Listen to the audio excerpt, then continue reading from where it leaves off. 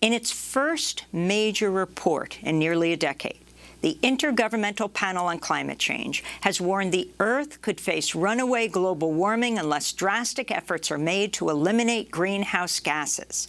The IPCC said humans are, quote, unequivocally to blame for the climate crisis, which has already caused widespread and rapid changes.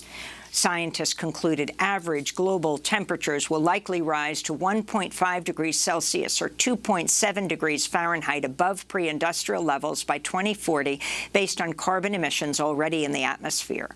The report also warns temperatures will continue to rapidly warm after 2040 unless drastic action is taken now. UN Secretary General Antonio Guterres called the report a code red for humanity. He said, quote, "If we combine forces now, we can avert climate catastrophe. But as today's report makes clear, there is no time for delay and no room for excuses," he said. The IPCC held a news conference this morning to release the 3,000-page report, which was worked on by over 200 scientists. Inger Andersen, Executive Director of the United Nations Environment Program, addressed the scientists involved in the project. You've been telling us for over 3 decades of the dangers of allowing the planet to warm. The world listened, but didn't hear. The world listened, but it didn't act strongly enough. And as a result, climate change is a problem that is here now. Nobody's safe, and it's getting worse faster. We understand that climate change exacerbates already grave risks to biodiversity and natural managed habitats. Ecosystem degradation damages nature's ability to reduce the force of climate change. And as the IPCC Working Group 1 report reminds us, reducing greenhouse gases will not only slow climate change, but will improve air quality. It's all connected. Greenpeace UK Executive Director John Sovin said the effects of the climate crisis can already be seen across the globe. You can just read the headlines. You know, the wildfires out of control in Greece and Turkey, the heat domes in California and British Columbia in Canada, the wildfires out of control in Siberia, the floods in Germany and in China. You just look anywhere around the world and you see climate catastrophe unfolding. All this report is doing really is putting the science behind this, saying that we are now certain this is human-induced. We're joined now by 2 of the lead authors of the IPCC report.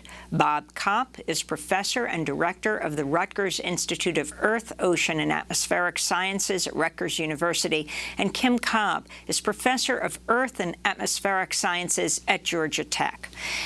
Professor Cobb, let's begin with you. You're one of the lead authors of this report. Can you talk about the scope and the significance of what you found? Sure. So this report is obviously an unprecedented new foundation for our science and our world at this critical moment.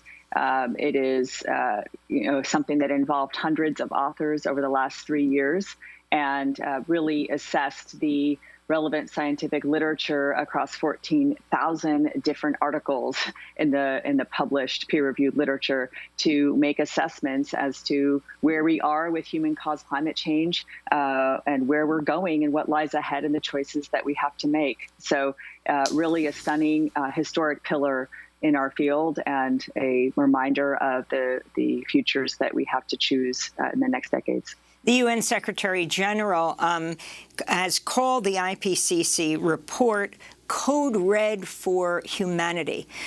What surprised you most about the findings? Hundreds of scientists around the world assessing so many of the studies that have taken place over the last years. Well, I think one of the things to remember is how far the science has come.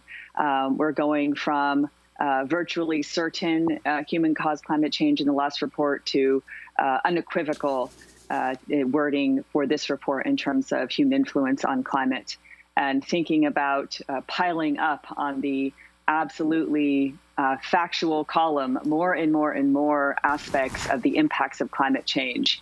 And this report, I think, makes a very strong emphasis on the rising climate and weather extremes that have been more uncertain in previous reports. This year, the science has, over the last years, the science has matured to the point that a lot of strong wording in this report around the links between human-caused climate change and any number of different climate extremes.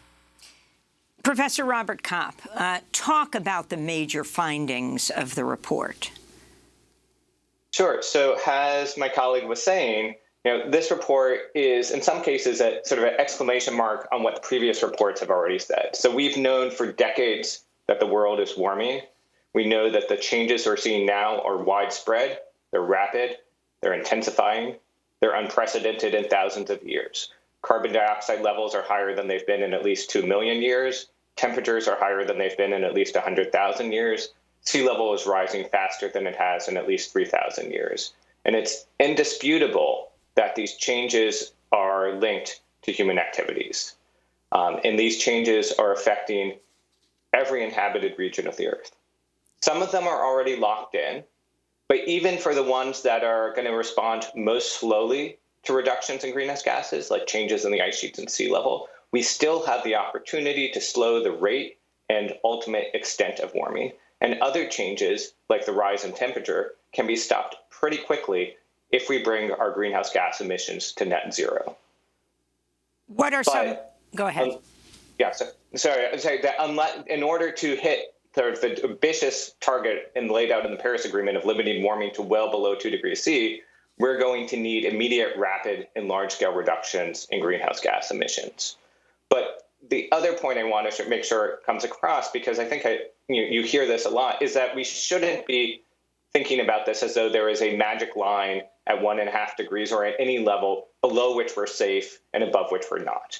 You're already talking about, as we said, already experiencing more extremes. So we're already experiencing enhanced hazards as a result of climate change. And every bit of warming, whether it's above or below 1.5 degrees C, increases the risks that we face. So anything we can do to limit the amount of warming will reduce the hazards we're creating for ourselves.